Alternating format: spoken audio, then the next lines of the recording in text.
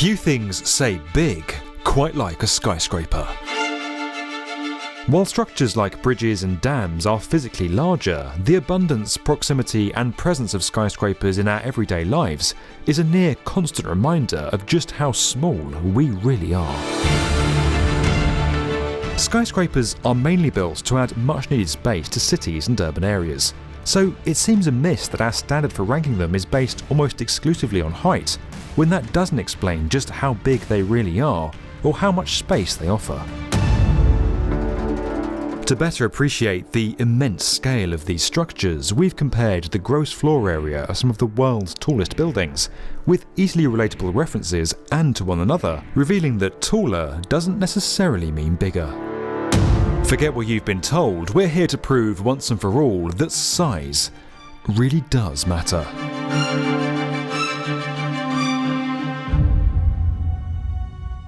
To accurately measure the size of each building, we've used the Council on Tall Buildings and Urban Habitats methodology, which takes into account the total gross floor area within a tower's footprint, while excluding adjoining podiums, connected buildings, or other towers within the overall development. This means that while the Venetian in Macau, Detroit's Renaissance Centre and Singapore's Marina Bay Sands are often listed as being over 500,000 square metres in size, this is a cumulative area across multiple conjoined towers, and it's not representative of a single skyscraper.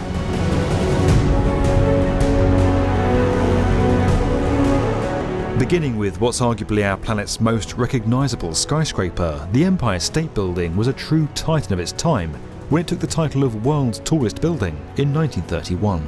Standing 62 metres taller than its predecessor, the sheer bulk of the Empire State was unmatched, with 209,000 square metres of space within its walls, nearly double that of the Chrysler Building.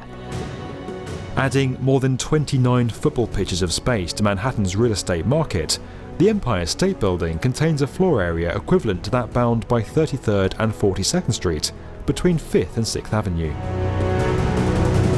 Though the Empire State took the titles of the world's tallest and largest skyscraper when it completed, the double accolade would not be awarded to the world's tallest buildings, moving into the 21st century.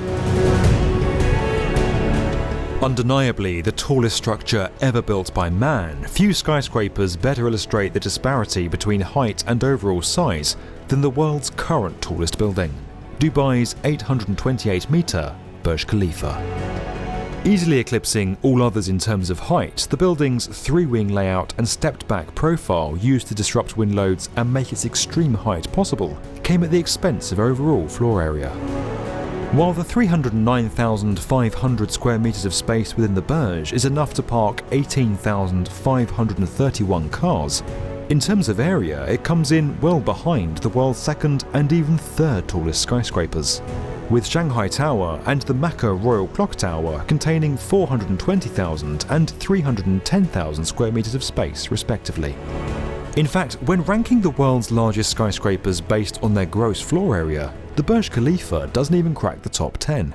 Instead, it's pushed to 15th place by the likes of the Exchange in Kuala Lumpur and Chicago's Aon Centre.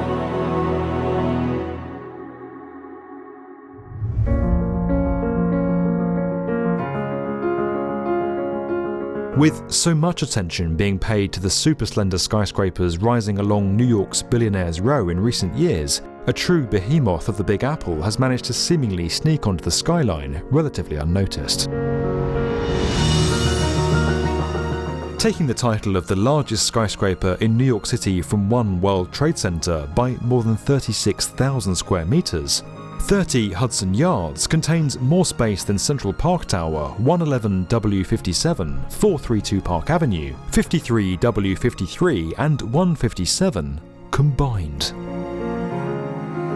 Perhaps even more surprising is the amount of space, or rather lack of it, within the world's thinnest skyscraper. Soaring 435 metres above Manhattan, 111 West 57th Street, known as 111 W57, will become the 26th tallest skyscraper in the world when it completes later this year, but contains less than half the floor area of London's Buckingham Palace. Over in Europe, Russia's 462-metre Lacta Center might be the tallest skyscraper on the continent and the 14th tallest in the world. But its gross floor area of 143,400 square metres is less than that of Australia's two largest skyscrapers, with Sydney's One Barangaroo and Melbourne's Rialto Tower containing 146,500 and 147,000 square metres of space, respectively. While the Rialto Tower has held the title of the Southern Hemisphere's largest skyscraper by gross floor area since 1986, it's set to lose this title when Jakarta's 186,000 square metre Thamrin 9 Tower 1 completes in 2021, moving yet another skyscraper accolade to Asia. Speaking of skyscraper accolades moving to Asia, Malaysia's Petronas Towers marked the first time that the title of the world's tallest building had left North America, when they controversially surpassed Chicago's Willis Tower in 1998. Despite being pushed into second place in terms of height, the Willis Tower remained on top in terms of overall size, with its 423,638 square metres of space exceeding both Petronas Towers combined. With a gross floor area equivalent to 6.8 million pages of A4, or a book that's 683 metres tall, the Willis Tower contained more space than any other single skyscraper in the world, until it was superseded in 2017 by, you guessed it, China.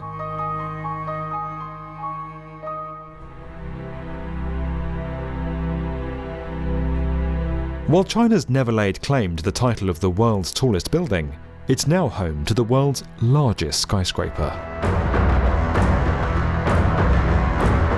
At an unbelievable 459,000 square metres, Shenzhen's Ping'an Finance Centre is larger than the world's smallest sovereign state, Vatican City, and contains enough floor space to cover 22% of Monaco, the world's second smallest country.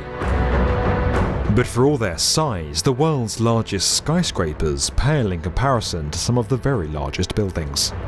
The Ping'an Finance Centre contains just 76% of the floor space at the Pentagon, 31% of the space at the world's largest single airport terminal in Istanbul, and just 27% of the space available at the world's largest building, the New Century Global Centre in Chengdu.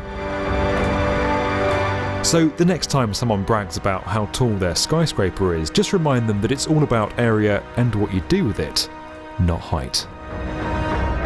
This video was made possible by Bluebeam. Learn more at the link below. And as always, if you enjoyed this video and would like to get more from the definitive video channel for construction, subscribe to the B1M.